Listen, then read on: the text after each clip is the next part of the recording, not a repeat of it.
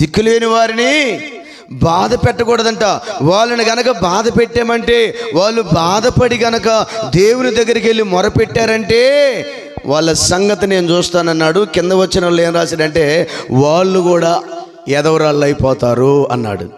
వారి భార్యలు కూడా ఎదవరాళ్ళు అవుతారు అన్నారు. అందుకని పొరపాటున తండ్రి లేని వారిని కానీ ఎదవరాలను కానీ తొందరగా తెలిసిన వాళ్ళు ఎవరు వాళ్ళని దూషించరు, వాళ్ళని దేశించరు, వాళ్ళ మీదకి గొడవలకు వారు, వాళ్ళ మీదకి కొట్లాటకు కూడా వెళ్ళరు. అమ్మో వీళ్ళు ఎవరి చేత ఆదరించబడేవారు?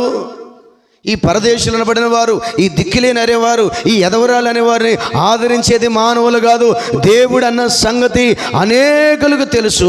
కాకపోతే కొంతమందికి తెలియదు. దేవునికి మహిమ కలుగునుగాక. గట్టిగా స్తోత్రం చెప్పండి. హల్లెలూయా. ముగిస్తున్నాము. ఒక 10 నిమిషాలు అయిపోతుంది. దేవునికి మహిమ కలుగునుగాక. గమనించాలి, ఎందుకంటే మనము వాళ్ళని ఆదరించాలి తప్ప వాళ్ళని మనం కష్టపెట్టకూడదు. ఏం పెట్టకూడదు చెప్పండి.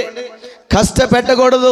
ఎలా కష్టపడతారంటే, వాస్తవానికి మానవులు అన్న తర్వాత నువ్వు నేను వెనక ముందు ఏదో ఒక రోజు గ్యారంటీగా ఈ లోకాన్ని విడిచి ఈ భూమిని విడిచిపెట్టి వెళ్ళిపోవాల్సిందే.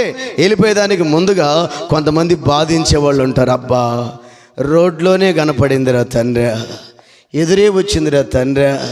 కొంతమంది వాళ్ళని మామూలు కష్టపెట్టట్లా. ఎవరిని? ఎదవరాలని. అసలు దీనికి పని ఏమి లేదట్టుంది, వీడికి పని ఏమి లేదట్టుంది అనే దుర్మార్గులు ఉన్నారు మన క్రైస్తవుల్లో కూడా. దేవుని నమ్ముకున్న వారిలో కూడా, బాప్తిసం తీసుకున్న వారిలో కూడా ఈ ఆచారాలు బోల్డ్ అని ఉన్నాయి. వాటిని విడిచిపెట్టిన వాడు క్రైస్తవుడు కాదు. క్రైస్తవుడు కాని వాడికి పరలోకం అసలు లేదు. అంటే వాళ్ళని మనం బాధ పెట్టకూడదు. తండ్రి